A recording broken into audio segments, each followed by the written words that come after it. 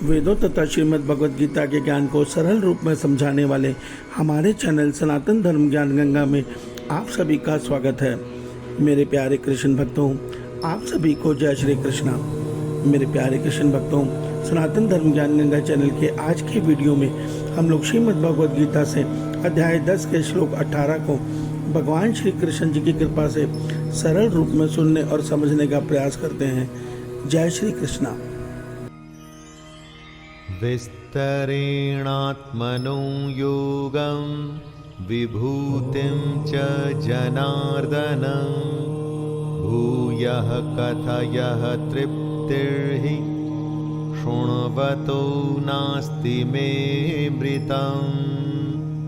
मेरे प्यारे कृष्ण भक्तों, श्रीमद् भगवद गीता के अध्याय 10 के श्लोक 18 में अर्जुन भगवान श्री कृष्ण जी से बोल रहे हैं, हे जनार्दन, अपनी योग शक्ति को और विभूतियों को फिर से विस्तार पूर्वक मुझसे कहिए, क्योंकि आपके अमृतमय वचनों को सुनते सुनते मेरी तृप्ति नहीं हो रही है। अर्थात आपके सुंदर वचन सुनने की उत्कंठा मुझे नित्य बनी रहती है। मेरे प्यारे कृष्ण भक्तों, श्रीमद् भगवद गीता के अध्याय 10 के श्लोक 18 को आइए हम भगवान श्री कृष्ण जी की कृपा से सरल रूप में सुनने और समझने का प्रयास करते हैं। जय श्री कृष्णा। मेरे प्यारे कृष्ण भक्तों, इससे पिछले श्लोक अध्याय 10 के श्लोक 17 में अर्जुन ने भगवान श्री कृष्ण जी से कहा था, हे योगेश्वर, मैं आपको किस किस भाव से और किस किस रूप में चिंतन करूं, जिससे हे भगवान मैं आपको प्राप्त कर सकूं।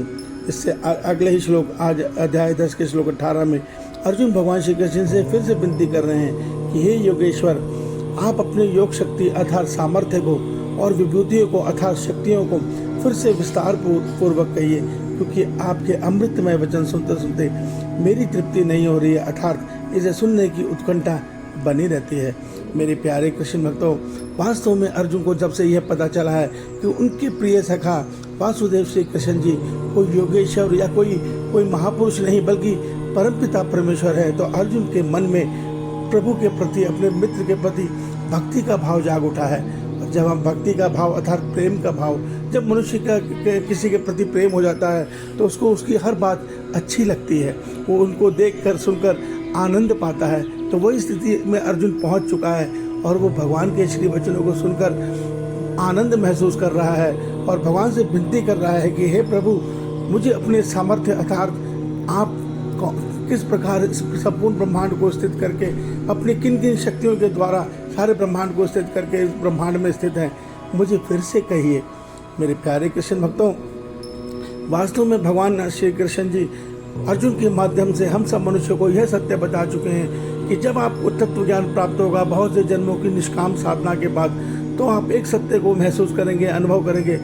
इस ब्रह्मांड में जड़ चेतन सब कुछ ईश्वर ही है। ईश्वर के अतिरिक्त किसी अन्य की कोई सत्ता नहीं है। इसका उदाहरण यह है कि महाप्रलय काल में जब कुछ नहीं होता, केवल परमात्मा की सत्ता होती है, केवल परम धाम होता है और ईश्वर होते हैं। इसलिए जब इस सृष्टि का निर्माण होता है तो सब कुछ परमात्मा ही बनते हैं।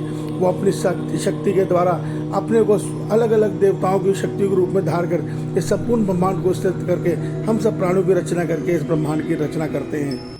यह बातें सुनकर कोई आसानी से नहीं समझ सकता। भगवान बताते हैं यह तत्व ज्ञान मनुष्य को तभी प्राप्त हो सकता है जब मनुष्य बहुत से जन्मों की निष्काम साधना करके परमात्मा के प्रति निश्चल प्रेम को उत्पन्न कर लेता है अपने मन में। निश्चल प्रेम उसे कहते हैं जिसमें हम परमात्मा के अतिरिक्त किसी अन्य की कोई चाहत नहीं रखते, अर्थात हमारे मन में केवल एक ही चाहत होती है, हे प्रभु तुम मेरे हो, मैं तुम्हारा हूँ। और मीरा जी की तरह, सूर्य जी की तरह उनके मन में एक ही इच्छा होती है कि वो अपने परमपिता परमेश्वर को ही पाएं। उनको संसार में कोई रुचि नहीं होती। ये होती है परम भक्ति, ये होती है सच्ची भक्ति। भगवान कहते हैं जब भक्ति इस अवस्था को पाता है तो मैं प्रसन्न होकर अपने ऐसे भक्तों को वो तत्व ज्ञान वो देता हूँ जिसके द्वारा भक्त आसानी से मुझ ईश्वर को प्राप्त कर लेते हैं। मेरे प्यारे कृष्ण भक्तों, भगवान ने गीता में हमें साफ बता दिया है कि ज्ञान के द्वारा ईश्वर को पाने का मार्ग अत्यंत कठिन है। इसलिए आप भक्तों में शिरोमणि हनुमान जी को देखिए, जो परम ज्ञानवान हैं, जिनसे बड़ा ज्ञानवान और सिद्धिदाता कोई नहीं है। उन्होंने सब समस्त सिद्धियों को जीता हुआ है, तब भी वो भक्ति में वास करते हैं। उनको केवल राम नाम भाता है। जहाँ राम नाम की चर्चा होती है वहाँ हनुमान जी का वास अवश्य होता है।